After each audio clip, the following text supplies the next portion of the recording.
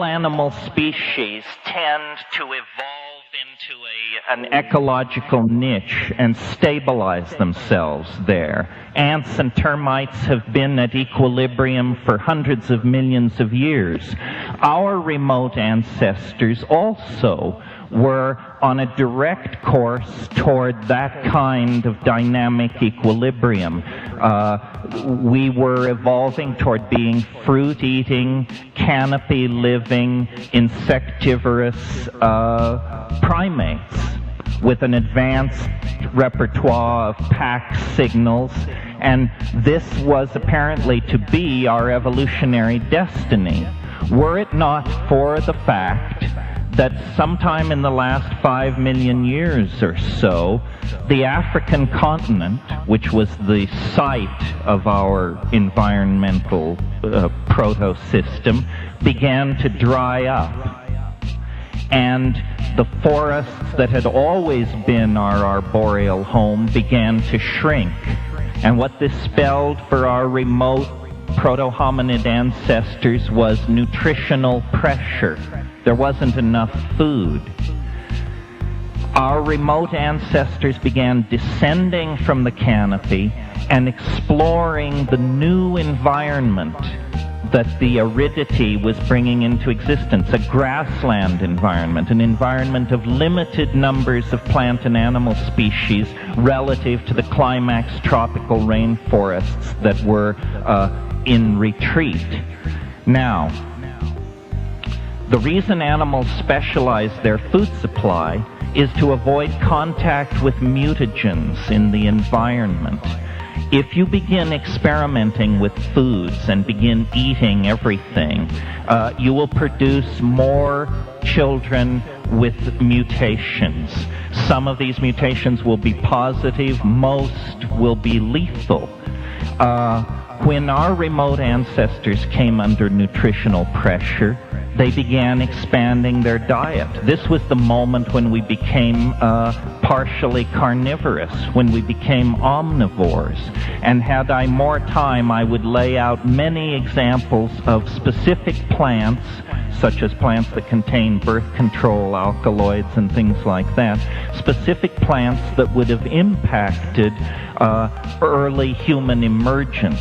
But I want to concentrate here on one plant, and that is the psilocybin-containing mushrooms that grow in the dung of cattle.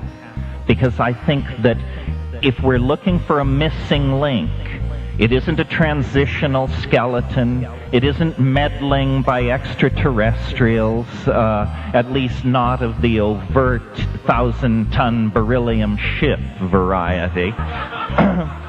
It has to do with the fact that we began to allow into our diet an exotic pseudo-neurotransmitter that was part of the native flora of the grassland.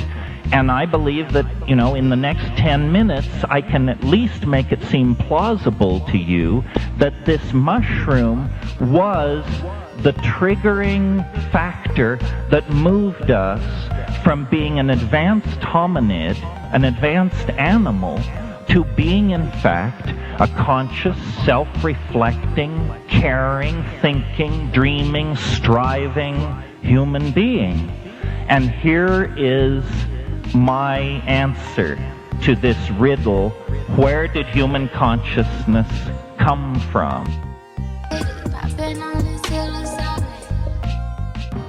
It begins like this. In that foraging phase where we were testing all kinds of plants on the grassland, small amounts of psilocybin mushrooms would have naturally been eaten in the process of eating corms and things like that. I personally have seen baboons in Kenya investigating cow paddies on the savannah because they know that bug pupa will be under the cow patties. So the cow patties are already set up as vectors for possible sources of nutrition. So there is no question that these proto-hominids would have eaten psilocybin in small amounts. And by small amounts, I mean amounts so small that if you were to eat that much, you would feel nothing. But this dose level has been studied, and it causes increased acuity of vision. You can actually give people small amounts of psilocybin and then give them eye tests, and they do better if they're slightly intoxicated than if they are not. The guy who proved this, the Viennese psychologist Roland Fischer, when he described these experiments to me, he said, "And so you see, my young friend, here we have a case where the use of drugs actually introduces us to a more true vision of reality than if we have avoided the drug." Scientific proof that the drug is telling you more about reality than if you had refused it. All right. Now, what kind of visual acuity is it that is being improved? Well, it turns out it's what's called edge detection. In the grassland environment, where the movement of small animals means dinner, and the movement of large animals means you become dinner, a plant which confers increased visual acuity is going to immediately confer an adaptive advantage on those members of the group that let it in. Those members of the group that refuse it out of aesthetic or gastronomic reasons will tend to be outbred, because the psilocybin-using members of the species will be more successful at obtaining food and at surviving to raise their own children to reproductive age, which is the name of the game in evolution. So that's step one of a three-step process that leads to the explosion of consciousness in the hominid brain. Step two, which should have special appeal for this crowd, is that when you take slightly larger doses of psilocybin, not religiously profound doses, but doses which you definitely feel, psilocybin is what's called a CNS stimulant, a central nervous system stimulant. What it causes in animals is what neurophysiologists call arousal. And in highly sexed animals like primates, arousal means in the male erection. So an animal then which is allowing what is essentially a sexual stimulant or an aphrodisiac to enter into the diet, there will be more instances of what anthropologists call successful copulations. And God knows we need that. So if you have more successful copulations, you have more pregnancies. You have a second factor, outbreeding the non-psilocybin using member of the population. Now, something really important here that is this whole thing is my theory, but here's the part of it that I like the best. All primates have what are called dominance hierarchies or male dominance hierarchies. This goes right back clear to lemurs and the old world monkeys, which are much more, the new world monkeys, which are more primitive. All primates have this dominance hierarchy, and what it means is the sharp-fanged, hard-bodied young males, they control the women, the children, the elderly, all sexual minorities. Everybody is under the thumb of the alpha males. And as we sit here today, though this community may strive to be an exception, as a society, male dominance is an enormous dilemma for us and an enormous distorting factor in our politics and in our lives. So my notion is that psilocybin, by promoting this polymorphic sexual style, actually acted as an inoculation against monogamous sexual styles of bonding, you see. And it isn't that the monogamous style, the dominator style, disappeared. It was simply medicated out of existence for perhaps 100,000 years. It was medicated out of existence. Now, and what it promoted, this arousal, this psilocybin taking around the African campfires by these primitive nomadic pastoralists, what the social change that came with it was an orgiastic sexual style. A style where everybody would get loaded around the campfire and then hump in an enormous writhing heap. Now, yes,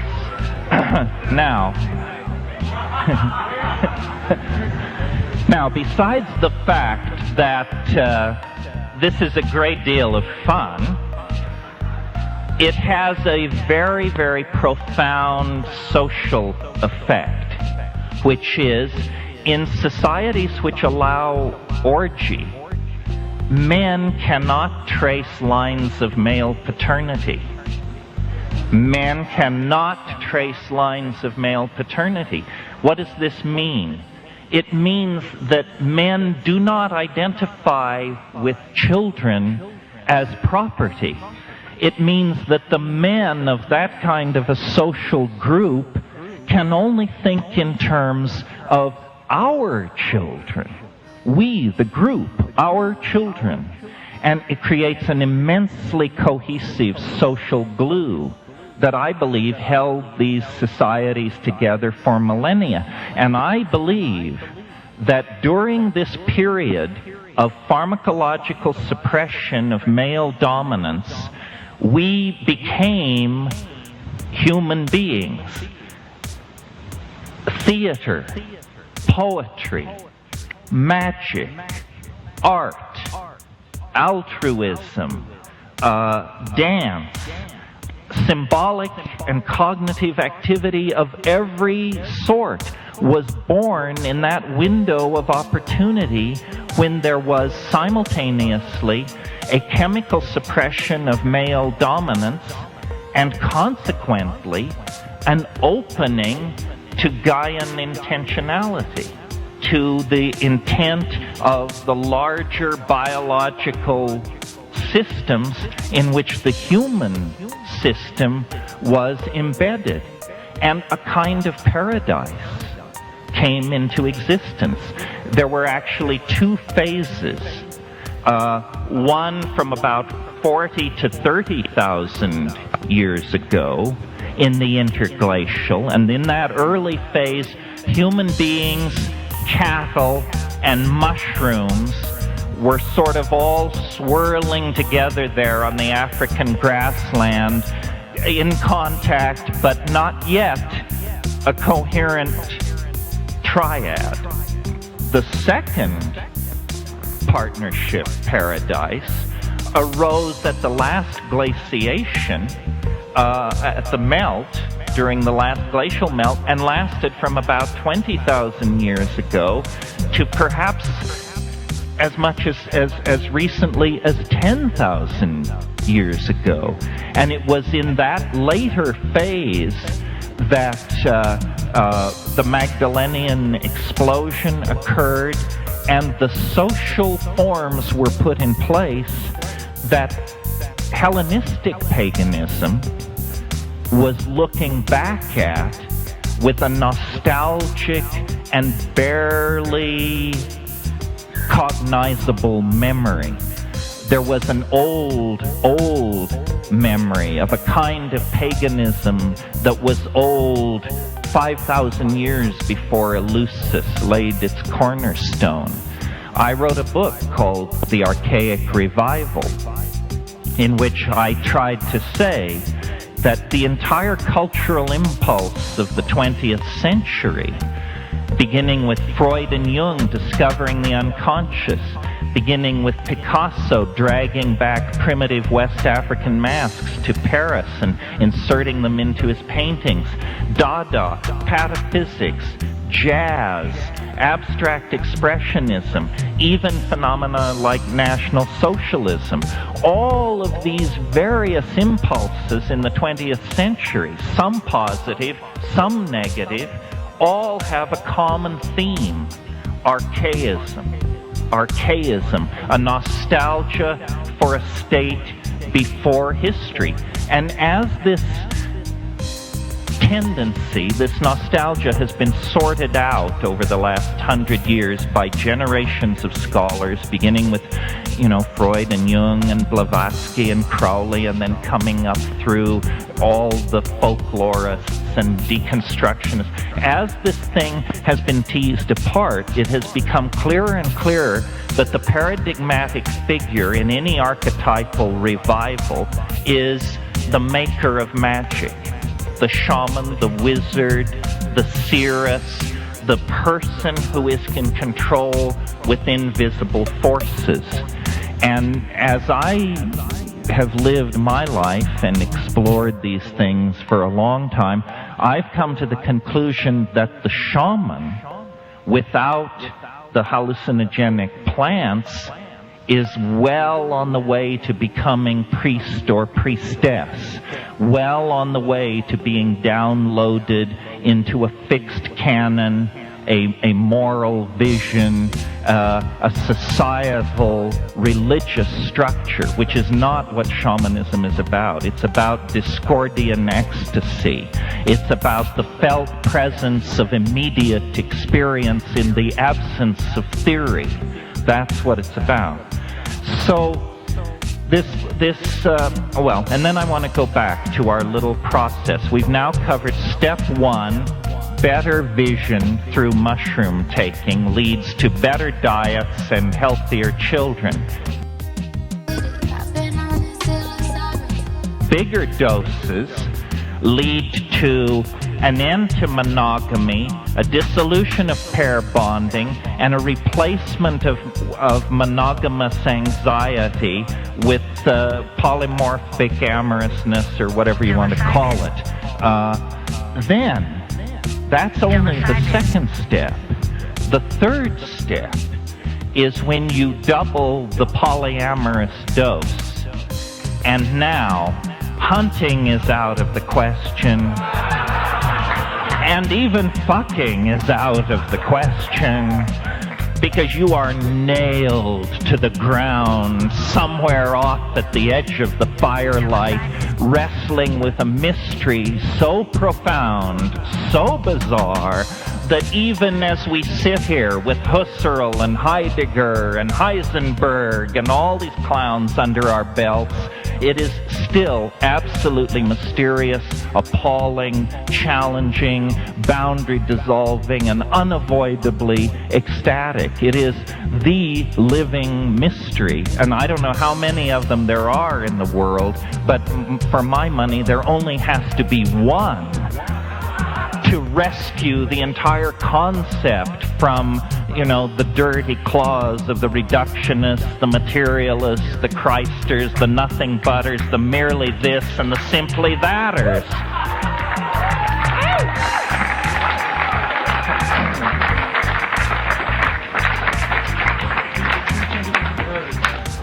Yeah, I know I'm preaching to the converted, but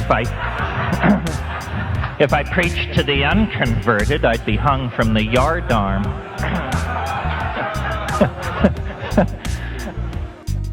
Psilocybin. Psilocybin. Psilocybin. Psilocybin. Psilocybin. Psilocybin. Psilocybin. Psilocybin. Psilocybin.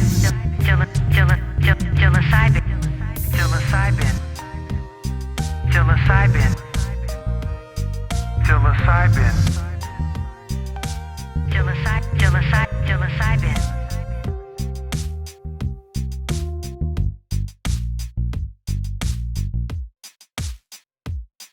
Psilocybin. psilocybin.